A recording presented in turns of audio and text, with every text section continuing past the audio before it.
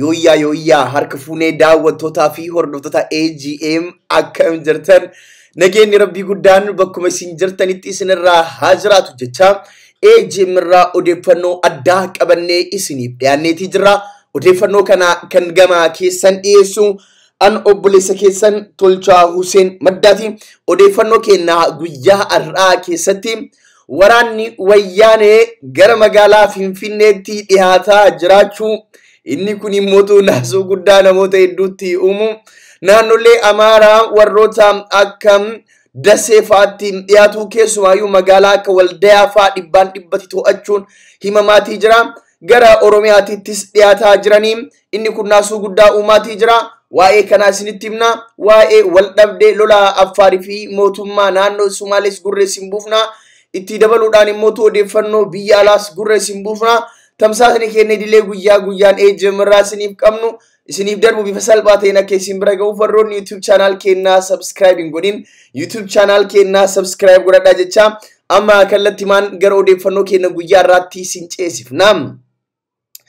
Wayyaaneen akka malee jabaachuu irraa kan ka'e naannoo Tigraay guutummaan guututti to'annaa ofii jala erga galchitee naannoo Amaaraas to'annaa ofii jala galchuudhaan amna isii gara Finfinneetti qajeelchiteetii jirti.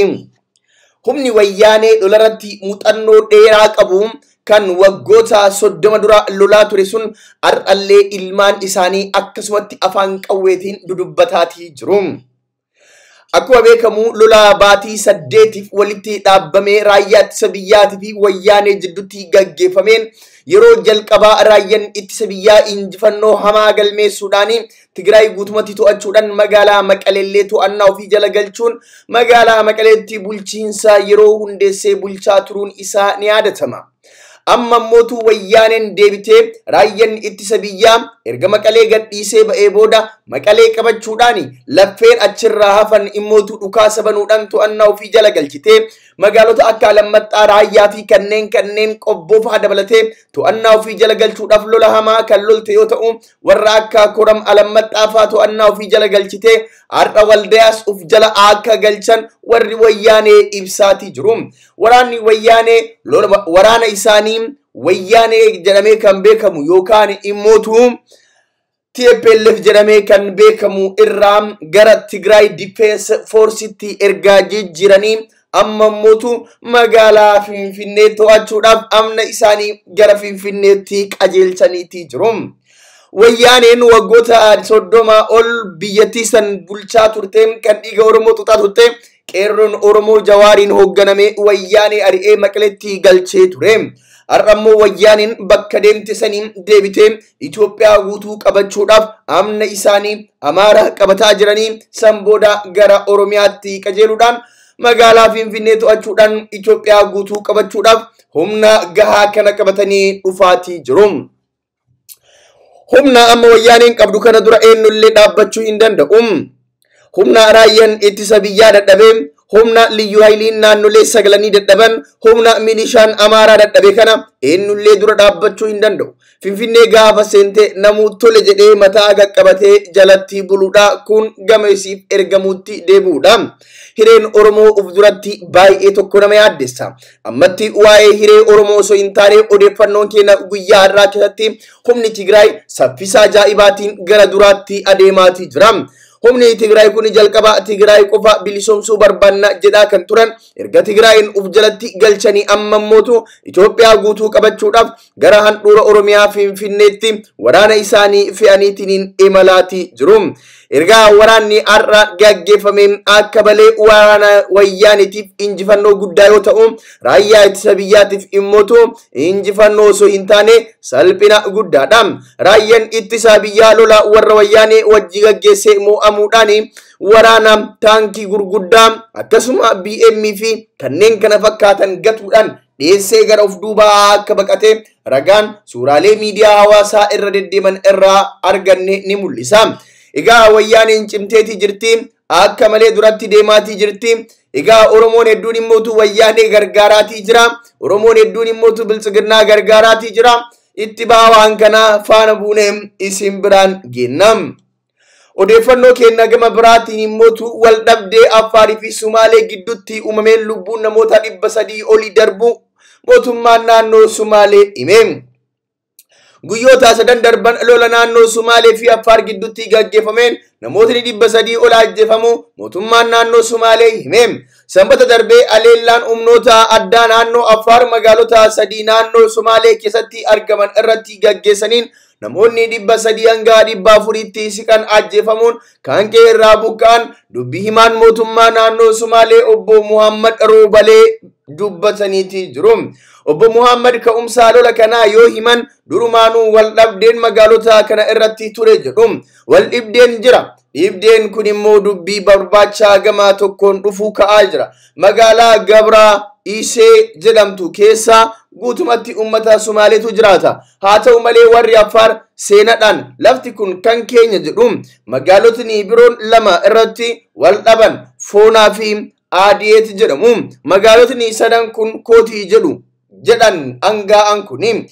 Horsiisee bultoonni akkasumas humnooti addaa naannolee Affaarii fi Somaalee yeroo dheeraaf daangaa irratti wal dhabaa turan. Walitti bu'iinsa uumameef quba walitti qabaas turan. Mootummaan naannoo Affaar dhimma walitti bu'iinsa miilanaa irratti amma dura homaa hin jenne. Magaalota sadan naannolee lamaan irratti wal haadhaa jiran daandii Jibuutii fi Finfinnee wal qunnamsiisurra jiru. Magaalli Gabraa Ishee jedhamtu Awaash dabartee magaalaa jalqaba irratti argamtudha. Obbo Muhammad haala sanbata darbee yoo himan magaalota sadeen warri Affaar dhufanii weeraranii kan magaalattii keessa jiran kan ajjeesanii kan 690 ta'an ammoo baqatanii kaampii raayyaa biyyaatti galan jedhan. Warri kaampitti baqatan kaleessa galgala isaa 12tti achi baafnee jiraatota achi jiran ni fixan jechuun ni danda'ama. Qabeenyas akkuma jirutti mancaasan. Magaalattiin ammoo to'annoo humnoota Affaar jala jirtis jedhan. Haleellaa dhaqqabee gaafatamanii kanneen ugguramanii turan irraa akka odeeffannetti namoonni 350 hanga 400 ta'an ajjeefamaniiru.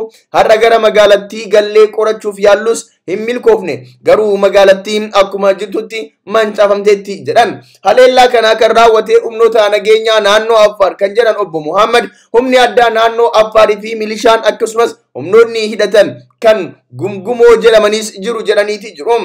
Gama mootummaa naannoo Affaariin waan jedhame jiraachuu baatus naannichi rakkoo nageenyaa saaxilamuu torbee darbe keessa beeksise.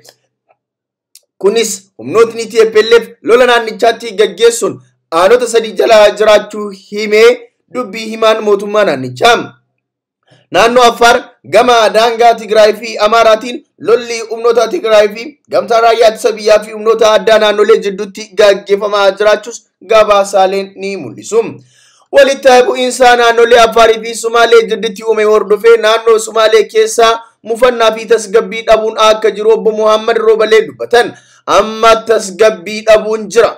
Uummatni naannoo kanaa jiru hedduun gaddeera. Magaalattii keessa mana jiru hunda seenanii saamanii viidiyoo waraabanii ergu jedhan.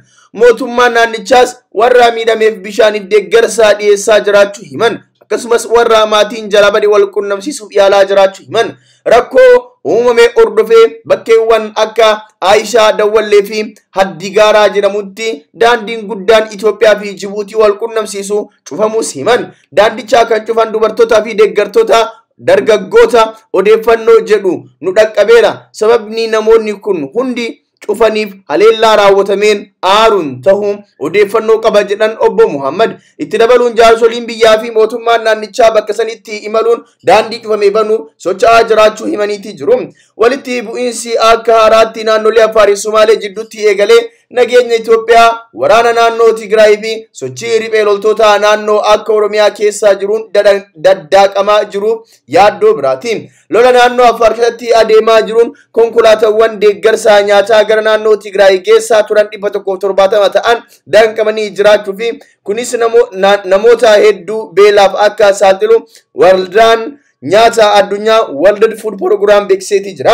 Humnoonni Tigraay sochii waraanaa godhan babal'ifachaa jiraachuu hordofee mootummaan federaalaa humna raayyaa ittisa biyyaa cimsuuf dargaggootni hedduun waraanatti akka makaman gochaatii jira. Egaan daawwattootaa fi hordoftoota keenyaa kabajamoo odeeffannoon har'aaf qabannee isiniif dhiyaannee kanuma odeeffannoo biraatiin deebinee hanga wal arginutti turtii gaarii isiniif haa taatu.